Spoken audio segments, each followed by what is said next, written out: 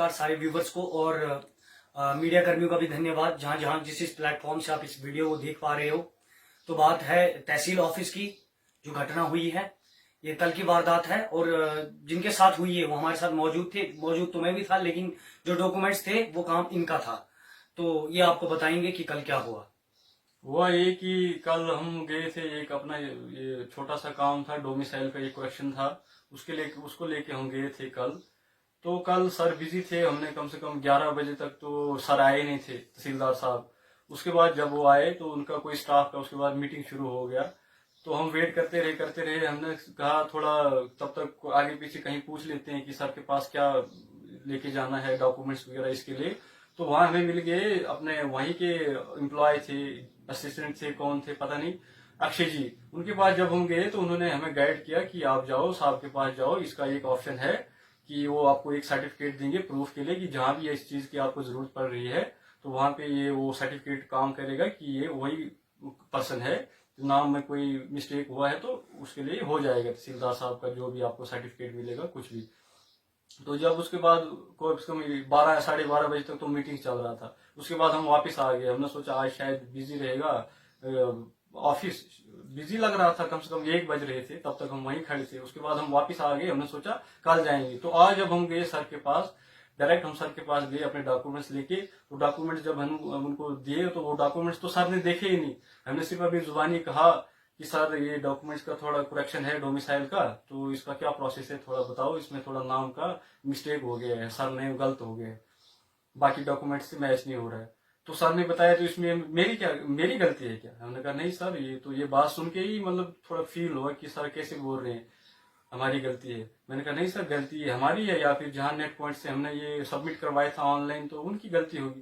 तो सर ने कहा कि वो नेट पॉइंट वाले को पहले जूते मारे आपने। मैंने कहा नहीं सर, थोड़ा मतलब मन में ही हंसी आई कि सर क्या बोल रहे हैं। हमने कहा नहीं सर, अब इसका थोड़ा प्रोसेस बताओ। चलो उसको कहाँ ढूंढने गए होंगे, 2022-23 में बनाया था डोमिसाइल। तो नहीं, पहले सर कहने लगे कि उसको जूते मार के आओ, फिर उसके बाद में एक्शन लूंगा। फिर सर ने ये भी बताया कि अगर उसके चलो इसका कोई ऑप्शन तो है नहीं अभी हमारे पास करेक्शन का, आप उसको जाके उसके खिलाफ एक एप्लीकेशन दे दो, उसके बाद में एक्शन लूंगा।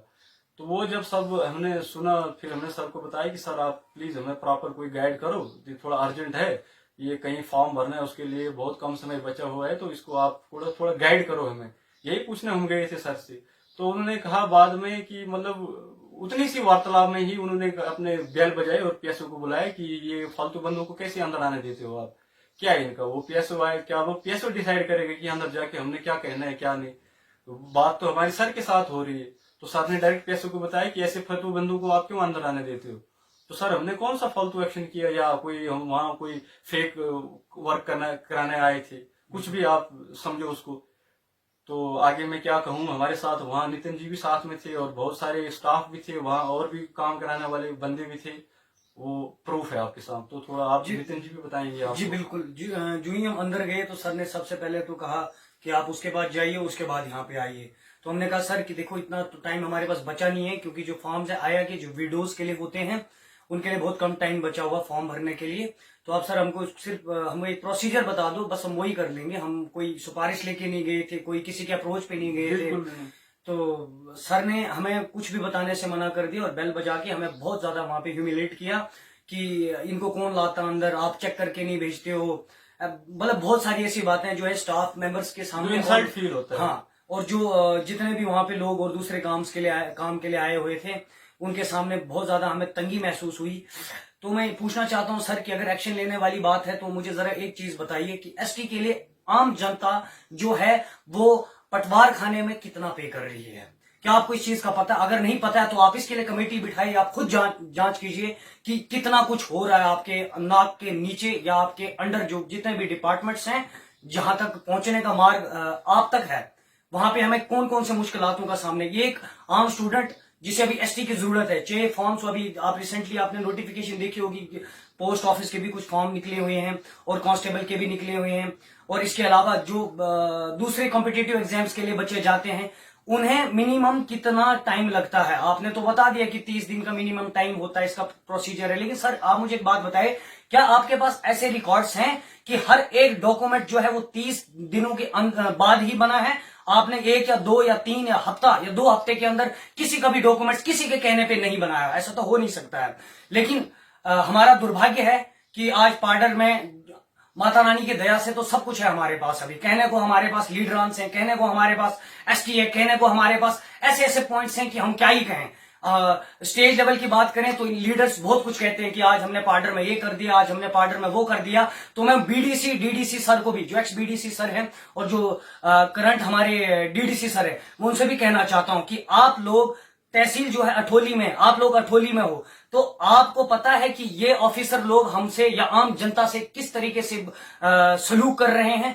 तो बाकी जनता खुद समझदार है, उन्हें पता है कि क्या करना है क्या नहीं करना है। मेरी डीसी साहब से और सुनील शर्मा साहब से भी ये आग्रह रहेगा कि आप इस मैटर पे थोड़ा कंसर्न रहें। ये सिर्फ इतनी बात नहीं है, जो ह्यूमिलेशन हमें वहां सहनी पड़ रही थी, हमारे तो जैसे आंसू निकलने वाले थे।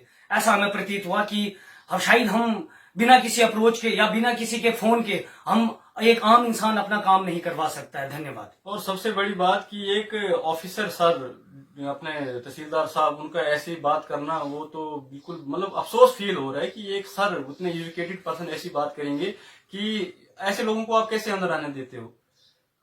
तो शेमलेस है ये, क्या ही बताऊं अब मैं। चलो फिर हम लोग तो चलो आप तक पहुंच गए, हम लोग तो चलो मीडिया तक बोलने की हिम्मत रख पाते हैं, हम लोग तो चलो थोड़े से एजुकेशन के माध्यम से अपने राइट्स जानते हैं, अपने फंडामेंटल राइट्स जानते हैं कि हमने कहाँ पे क्या करना है। और इस बात को डायरेक्टली हम डीसी साहब तक भी पहुंचाएंगे। और अपने सुनील जी आज आ रहे हैं शायद पाडर में, ऐसा हमने सुना है, और उनके पास भी ये कंप्लेंट हम लेके जाएंगे, क्योंकि ऐसा ये तो नाइंसाफी वाली बात है, ऐसी वार्तालाप करना है।